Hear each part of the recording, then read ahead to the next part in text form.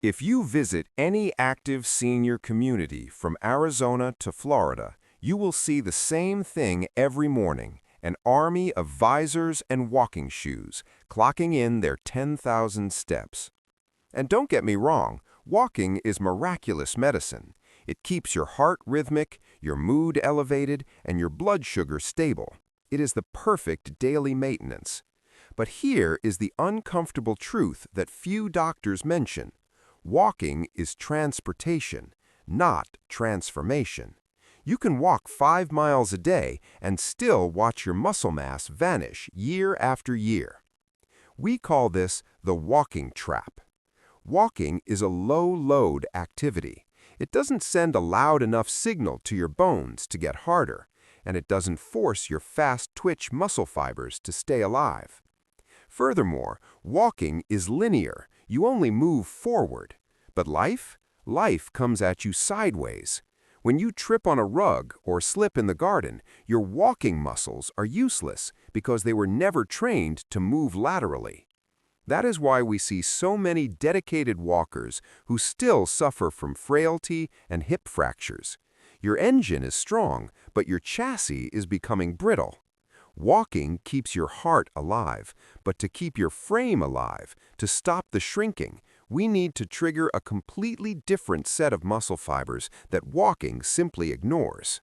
You might be thinking, but doctor, my legs are moving for an hour straight. Surely that is building muscle. The answer is yes, but it is building the wrong kind of muscle for safety. Your body has two engines. First, the eco-mode fibers, type 1. These are for endurance. They sip fuel slowly and let you walk around the mall for hours without getting tired. When you walk, you are exclusively using eco mode. It's efficient, but it's weak. It has no burst power. Then you have the turbo mode fibers, type 2. These are your power fibers. They are big, expensive to run, and they are designed for one thing: explosive action, like catching yourself when you slip. Here is the danger zone.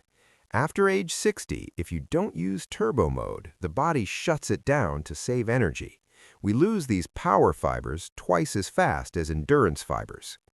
This is why you can walk 3 miles easily, but you struggle to lift a bag of mulch or get out of a deep sofa. Your endurance is fine, but your horsepower is gone. And gravity moves faster than a walk. When you trip, you have milliseconds to react. Walking teaches your body to be slow and rhythmic. It does not teach it to be fast and forceful. To save those fast twitch fibers before they vanish completely, we need to introduce the first two moves, the anti-gravity pair, that provide the vertical force walking can never give you.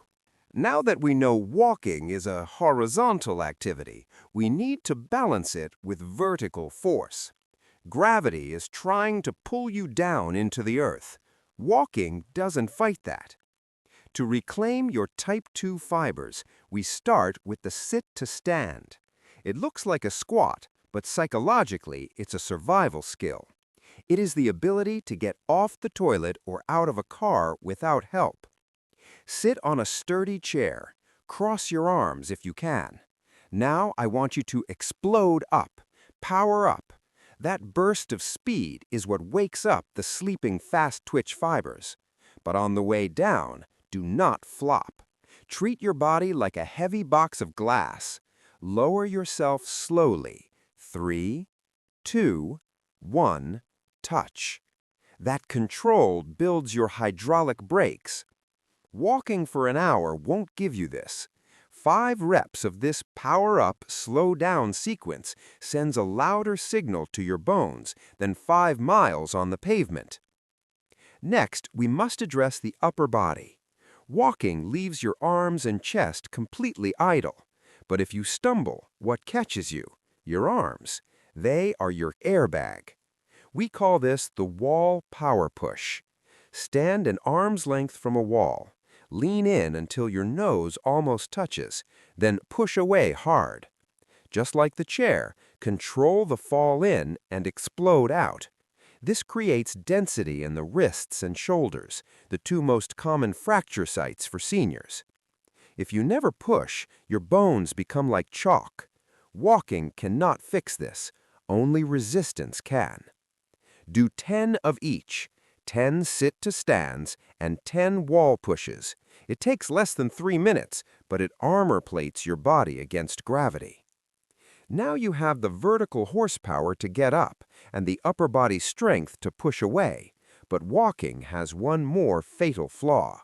It only moves forward and backward, leaving you completely defenseless against the side step. Now you have the vertical horsepower to get up and push away. But walking has a fatal flaw. It is purely linear. It creates a deep groove moving forward, but leaves you completely defenseless against the side step. The statistics are frightening. 95% of hip fractures happen when a senior falls sideways. Why? Because walking never trains the muscles on the side of your hip. It leaves them asleep. To wake them up, we use exercise number 3, the standing side lift, or what doctors call abduction. You can do this right at your kitchen sink. Lift your leg out to the side like a gate opening. But here is the secret. Keep your toe pointing forward, not up. If you turn your toe up, you cheat. Keep it forward to target the gatekeeper muscle, the gluteus medius. Do not tip your body like a teapot just to get the leg higher. Height doesn't matter. Stability does. Stay tall like a statue. If you can only lift it 2 inches, that is a perfect 2 inches. This muscle is what catches you when you slip on wet grass. Walking ignores it. This move bulletproofs it. Now that the muscles are awake, we need to calibrate the sensors. We need exercise number 4, the tandem tightrope. Stand in a hallway where you can touch the walls if needed. Place one foot directly in front of the other, heel to toe, like you are walking a tightrope. Do you feel that wobble?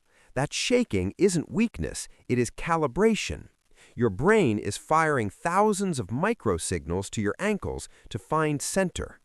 Walking with a wide stance never challenges this system. Hold this for 30 seconds while brushing your teeth. If it's too easy, close your eyes. That wobble is the sound of your balance system upgrading itself. You are now strong against gravity and stable against the side wobbles, but there is one final piece of the puzzle, the neurotrigger that determines whether a trip becomes a recovery or a hospital visit. You are steady on the tightrope, but here is the cold hard fact. Gravity accelerates at 9.8 meters per second squared. That means when you trip, you have less than half a second to react. Walking trains you to be rhythmic and slow, but falling is chaotic and fast. If your brain is stuck in slow motion, you will hit the ground before your foot can save you. To fix this, we need exercise number 5, the power stomp. This is not a march, it is a wake-up call to your nervous system. Stand safely near a counter. Lift your knee high, and then, bam! Drive your foot down firmly into the floor. We aren't being gentle here. We want impact. That impact does 2 miracles.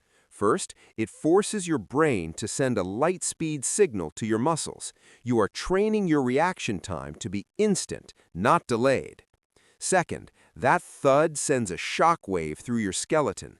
Science calls this the piezoelectric effect.